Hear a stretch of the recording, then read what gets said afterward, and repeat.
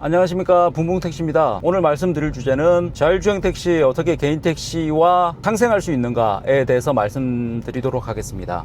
얼마 전에 청년과의 대화에서 이재명 대통령이 화두를 던지셨더군요. 자율주행 택시가 나왔을 때 개인 택시 기사님들의 반발을 막기 위해서는 지분 참여로 좀 참여를 시켜줘야 할 거 아니냐, 그 회사에 지분을 주고 좀 참여할 수 있게 방안을 마련해라 라고 화두를 던지셨습니다. 저도 그걸 보고 굉장히 좋은 아이디어라고 그전부터 생각해 오고 있던 거를 말씀하셔서 참 기분이 좋았는데요. 얼마 전에 그 유튜브에도 보니까 그 이준석 의원이 이 개인 택시 면허가 자율주행 택시가 나오게 돼서, 예를 들어서 그 자율주행 택시 한 대마다 그 개인 택시 면허가 붙게 됐을 때 그 자율주행 택시가 한 달에 500, 600을 벌어들이게 되면 자율주행 개인 택시 면허의 가치는 얼마나 될 것인가. 10억에서 15억을 얘기하더군요. 예를 들어서 10억에서 15억에 대한 이자가 한 500 정도 가까이 되기 때문에 그 정도의 가치를 가진 이 개인 택시 면허가 된다는 것이죠. 그렇게 됐을 때 이 정부에서는 이거를 인정해 줄 것인가? 자율주행 택시가 나왔을 때. 아니면 자율주행 택시는 개인 택시 면허를 안 붙이고 별도로 면허를 발급해서 자율주행 택시 면허로 주행을 하겠습니다. 두 가지 경우가 있겠죠. 이준석 의원이 말을 하는 거는 뭐냐면, 그 자율주행 택시 면허를 인정해 줄 것인가 안 해 줄 것인가, 지금부터 국회에서는 그걸 논의를 해야 된다는 겁니다. 아니면 갑자기 공무원들이 이 자율주행 택시 면허 신규 발급해서 풀어버리자라고 하면 옛날에 같은 타다 같은 불상사가 발생한다는 내용이었습니다. 맞습니다. 개인 택시 기사님들은 이게 생계고 전 재산이고 목숨이 달려있기 때문에 그런 일이 발생할 수밖에 없습니다. 그래서 신중히 접근하고 신중하게 판단해야 되고, 많은 의견 수렴과 공청회와 간담회를 가지고 많은 의견을 수렴하고 정책을 만들어 가야겠죠. 그리고 이재명 대통령께서 하신 말씀이 사실 이제 정치의 역할은 이제 이해관계를 조정하는 거죠. 사실은 그 사회가 가진 기회와 자원을 어떻게 나눌 것인가에 대한 최종 결정권을 행사합니다. 아마 아까 그 하시고 싶었던 말씀 중에 저도 있었을 거예요. 옛날에 우버 택시인가?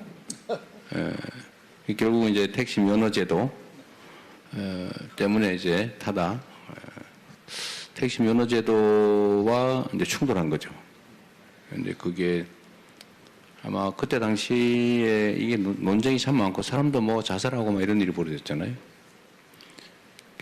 결국 이 이해관계를 조정을 잘 못했던 거죠. 그러니까 그 혁신 기술도 다 필요한데, 또 사회가 그 방향으로 가야 되는 건 분명히 또 맞는데, 문제는 거기에 생계를 의존하는, 또는 평생의 그 유일한 직업이라고 할 수 있는 그 수단의 위협을 받는 사람들 입장에서 보면 대안이 없으니까, 다 뺏기는 수가 있으니까 목숨 걸고 싸울 수밖에 없었던 거죠.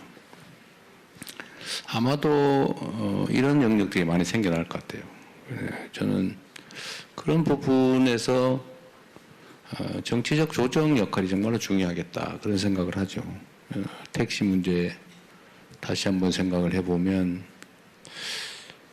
어떻게 조정을 할 수 있었을까? 저는 뭐 좀 마치 노사 분쟁처럼 긴 시간을 놓고 정말로 허심탄회하게 제3의 대안을 포함해서 길게 직접적 논쟁을 해봤었으면 어땠을까? 나름 확인했었을 겁니다, 당시에도. 그래서 저는 모두에게 이익되는 방향의 그 결론을 내릴 수도 있었지 않았을까 싶어요. 근데 예를 들면 제가 생각하는, 그때 당시 생각했던 거는 저렇게 극단적으로 올로와 나싱으로 싸우지 말고 절충하는 방법도 있을 것 같은데, 예를 들면 택시 사업자들에게 그런 기회를 허용하면 말이 좀 없었을 것 같아요. 또는 택시 사업자들에게 일정한 지분을 줬으면, 타협을 해서 그래서 동업을 했었으면 어땠을까, 그런 생각이 좀 들었습니다. 앞으로도 이런 영역들은 참 많이 생겨날 것 같아요. 정부는 그런 새로운 기술이 개발될 때마다 이제 그로 인해서 위협받는 기존 기득의 지위 또는 기득의 질서, 이 충돌을 지금은 사실은 대개는 이제 기득의 권리 중심이에요. 그냥 거기에 현실적 힘이 세거든요. 그러다 보면 그게 이제 기술 혁신이나 또 새로운 산업 발전에 장애가 되는 거죠. 아마 그 얘기를 하고 싶었었던 거 아닌가 싶은데 많이 공감합니다. 자율주행 택시 회사가 생길 텐데 그 개인 택시 기사가 그 면허를 가지고 그 회사에 들어가게 되면 지분 참여로 해서 수익이 발생될 수 있게 참여시키세요. 그것도 좋은 방법이 될 수 있습니다. 라고 말씀하셨습니다. 참 좋은 아이디어입니다. 그렇게 되면 정말 뭐 노후 상품이죠. 노후 상품. 이 개인 택시가. 그리고 그 개인 택시 기사에게도 여러 가지 선택권을 줄 수 있기 때문에 옛날 같은 타다와 같은 그런 상황은 벌어지지 않을 겁니다. 왜? 기회를 줬으니까. 대안을 주지 않았습니까? 제가 말씀드리고 싶은 거는 여러 가지 옵션과 여러 가지 대화와 그런 과정을 통해서 같이 기술 발전과 이 개인 택시 기사님과 서로 공생할 수 있는 그런 걸 만들어 가야지. 해외에서는 이 정도 기술이 발전해 있고 우리나라는 뒤처지고 있습니다. 빨리 진행을 해야 됩니다. 동전의 한 면만 보고 계속 가기에는 너무 성급한 느낌이 들고, 당연히 기술 발전도 우리나라가 해야 되겠죠. 자율주행 택시가. 저는 반대하는 입장은 아닙니다. 근데 단순히 이 개인 택시가 그냥 택시 한 대 뽑아가지고 돈벌이 하는 수단이 아니고, 개인 택시 기사님 한 분 한 분마다 가족의 생계가 달려있고 전재산이나 다름없고 평생 회사 다니면서 받은 퇴직금으로 시작하신 분도 계시고, 그런 거를 다 이해를 하시고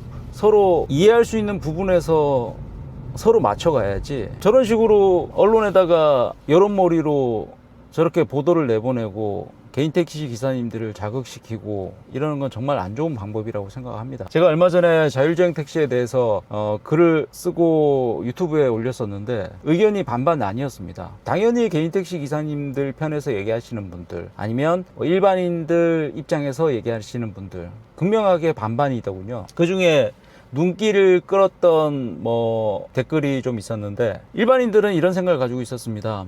아, 택시 잡기 좋아지겠네. 두 번째, 택시비 싸지겠네. 이런 댓글이었습니다. 그리고 개인 택시나 택시를 하시는 분들의 입장에서 쓰신 댓글을 보면 이게 되겠어? 안에다가 똥 싸놓고 오바이트 해놓으면 감당되겠어? 그러니까 택시 기사님들은 그분들 입장에서 또 쓰신 댓글이겠죠. 뭐 다 이해합니다. 저는 썰물과 민물이 있듯이 밀물을 저희가 어떤 방법으로 막을 수 있는 건 아닙니다. 이 기술 혁신도 지금은 서서히 밀려오는 느낌이 들지만 어느 순간 되면 급속도로 이 발전을 하게 될 것입니다. 지금 우리가 그 자율주행 택시를 무조건 막아서 될 문제는 아니고, 서로 이 조합이나 이 개인 택시 기사님들도 저희 의견을 대변할 수 있는 몇몇 분을 구성을 해서 간담회 자리를 가지고 적극적으로 저희도 홍보를 하고 저희 의견과 좋은 상생 방안을 마련해서 적극적으로 정부에 건의하고 대화를 해야 되는 시기라고 생각합니다. 그렇게 하지 않으면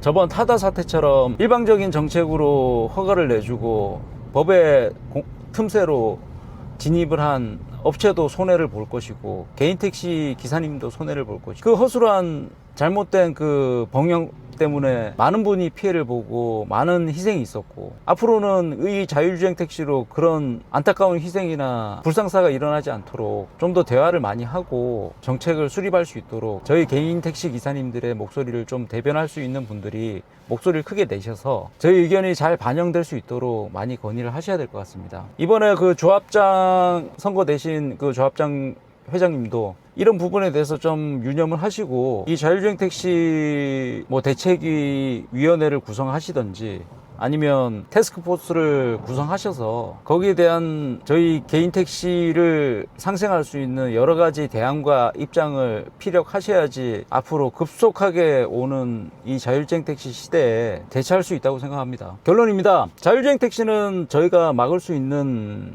게 아닙니다.